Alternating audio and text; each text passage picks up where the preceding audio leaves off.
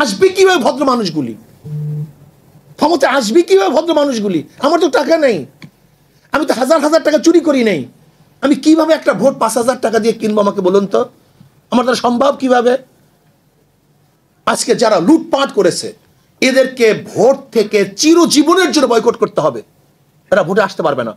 যাদের দ্বারা চুরি প্রমাণিত হয়েছে, অবৈধ সম্পদ প্রমাণিত হয়েছে, এই দল এবং এই ব্যক্তি কোনো অবস্থাতেই নির্বাচন অংশগ্রহণ করতে পারবে না। আজকে দেখেন মিথ্যা মামলা শুরু হয়ে গেছে, মিথ্যা মামলা শুরু হয়ে গেছে। যদি আওয়ামী লীগকে অপবাদ দিয়ে মিথ্যা মামলা দিছে, তাহলে আজকেও যদি মিথ্যা মামলা দাও, তা আওয়ামী লীগের দোষটা কোথায়? আমাকে বলুন।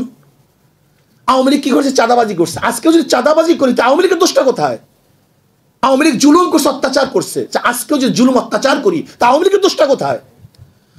আমি চাই না কোনো আওয়ামী লীগ করার কারণে কাউকে জ্বালিয়ে দেওয়া হোক, কারোর অফিসকে ভেঙ্গে চুরে তছনছ করা হোক, আওয়ামী লীগ করার কারণে তার মিল ইন্ডাস্ট্রিজকে জ্বালিয়ে দেওয়া হোক, এইটা আমি চাই না। আমি চাই যে অন্যায় করছে তার বিচার হোক, কিন্তু যে অন্যায় করে না, সে যে দলের হোক না কেন, সে আমার শত্রু হোক না কেন, তার বিচার করা যাবে না, তার উপর জুলুম করা যাবে না। এই জুলুম মুক্ত এক দেশ আমরা করতে চাই, ভোটের অধিকারকে প্রতিষ্ঠিত করতে চাই। আমরা এখন জুলুম করতেছি, হাজারো মামলা হচ্ছে, নিরাপদ মানুষের বিরুদ্ধে মামলা হচ্ছে, তাই সে আওয়ামী লীগ করুক, সে নিরাপরাধ, সে ভালো, তার নামে মামলা দেবো কেন? তাহলে আপনিও যখন ক্ষমতা পরিবর্তন হবে, তা আপনার নামে তো মামলা দিবে। এই সংস্কৃতি চলবে কেন? আমরা চাই প্রাইম মিনিস্টার রাস্তায় হাঁটবে, কেউ কাউকে বলবে না। বিশ্বাস করেন, যখন সেফটি আইন করছে শেখ পরিবারের জন্য, তখন আমি বলছি এদেশের জনগণ অসেফটি, তারা নিরাপদ না। যদি তারা নিরাপদ হতো, তাহলে শেখ পরিবারের জন্য সেফটি আইন করার প্রয়োজন হইতো না। যেহেতু তারা জুলুম করবে, অত্যাচার করবে, এর জন্য শেখ পরিবারের জন্য সেফটি আইন করা হয়েছে। এই সেফটি আইনটা এনে আর দেখতে চাই না। আমরা চাই না কোনো মন্ত্রী যাবে, কোনো প্রাইম মিনিস্টার যাবে, তাদের জন্য রাস্তা 1 সেকেন্ডের জন্য বন্ধ দেখতে চাই না। স্পেশালি একজন সাধারণ জনগণ যেইভাবে বরাদ্দ পাবে, সরকারি কর্মচারীরা তার চেয়ে কোনো বেশি বরাদ্দ পেতে পারবেন না। হযরত আবু বকর সিদ্দিক রাদিয়াল্লাহু আনহু খেলাফতে বসার পরে কাপড়ের গাঁঠি নিয়ে বাজারে যাইতেছিলেন। শোনেন, ইসলাম সম্পর্কে আমরা অনেকেই জানি না। ইসলামী ফুবি আমাদেরকে পাগল করে ফেলছে, আমাদের ব্রেনকে ধ্বংস করে ফেলছে। কাপড়ের গাঁঠি নিয়ে বাজারে যাইতেছেন। ওমর ইবনে খাত্তাব রাদিয়াল্লাহু বললেন, ভাই আবু বকর কোথায় যান? বলে বাজারে যাই ব্যবসা করার জন্য। পেট চালাবো কিভাবে, খাবো কিভাবে? বলে গোটা জাতির বোঝা আপনার কাঁধের উপরে, আর আপনি যান ব্যবসা করার জন্য। বলে খাবো কি? বলে ঠিক আছে, বাইতুল মাল থেকে আপনার জন্য কিছু ভাতা নির্ধারণ করি। একজন সাধারণ মানুষ চলার জন্য যেই ভাতার প্রয়োজন ছিল, ঠিক ওই পরিমাণে ভাতা নির্ধারণ করা হয়েছে, এর চেয়ে বেশি না। শুধু কি তাই, আবু বকর সিদ্দিক রাদিয়াল্লাহু ইন্তেকালের পূর্ব মুহূর্তে যেই পরিমাণে ভাতা রাষ্ট্রের থেকে নিয়েছিলেন, সমস্ত ভাতা আবার ফেরত দিয়েছিলেন। আর আজকে আমরা রাষ্ট্রের সম্পদকে কি মনে করি? আজকে বাতি জ্বালাই, গিয়া দেখেন বড় বড় অফিসারদের রুমের মধ্যে 24 ঘন্টা এসি চলতে থাকে। তোমার বাবার টাকা, তোমার বাবার টাকা, তুমি কার টাকা দিয়ে এসি চালাও 24 ঘন্টা?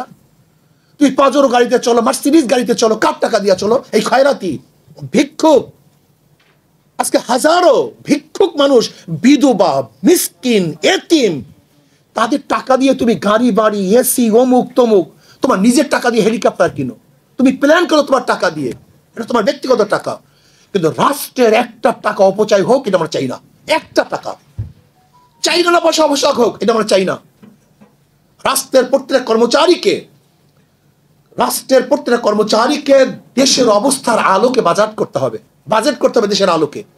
এর জন্য আসুন, যদি আমরা পিআর সিস্টেমে নির্বাচন করি, তাহলে দেখা যায় কমপক্ষে ভালো মানুষগুলি সেখানে আসার সম্ভাবনা আছে। আজকে আপনি নির্বাচন করতে যাবেন, যার টাকা নেই তাকে কেউ ভোট দেবে না। সব সংস্কৃতি পরিবর্তন হয়ে গেছে। আসবে কিভাবে ভদ্র মানুষগুলি? ক্ষমতা আসবে কিভাবে ভদ্র মানুষগুলি? আমার তো টাকা নেই, আমি তো হাজার হাজার টাকা চুরি করি নেই, আমি কিভাবে একটা ভোট 5,000 টাকা দিয়ে কিনবো? আমাকে বলুন তো, আমার দ্বারা সম্ভব কিভাবে? আজকে যারা লুটপাট করেছে এদেরকে ভোট থেকে চিরজীবনের জন্য বয়কট করতে হবে। এরা ভোটে আসতে পারবে না। যাদের দ্বারা চুরি প্রমাণিত হয়েছে, অবৈধ সম্পদ প্রমাণিত হয়েছে, এই দল এবং এই ব্যক্তি কোনো অবস্থাতেই নির্বাচন অংশগ্রহণ করতে পারবে না। ভালো লোকগুলি, আদর্শবান লোকগুলি, নীতিবান লোকগুলি ক্ষমতা আসবে কিভাবে? পেশি শক্তির মাধ্যমে। এর জন্য আসুন, আদর্শবান এক রাষ্ট্র গড়ি, যেখানে ইসলাম দেশ এবং মানবতার কল্যাণ হবে।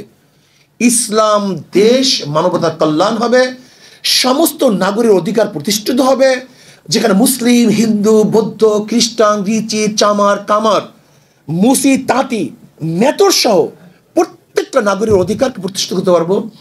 সেই অধিকার এবং সেই আদর্শ হলো একমাত্র ইসলামের মধ্যে। কাজে এত ঝামেলার দরকার নাই। Secularism, socialism, capitalism, communism, democracy এসব বাদ দেন। 92% মুসলমানের মেজরিটি মাস্ট বি গ্রান্টেড হিসাবেও ইসলামী হুকুমত যদি কায়েম করেন, তাহলে ইনশাল্লাহ আশা করি প্রত্যেকটা মানুষের অধিকার বাস্তবায়ন হবে। আসুন আমরা সবাই মিলে মিশে নীতি আদর্শ ভিত্তিক এক আদর্শ আমরা কায়েম করি।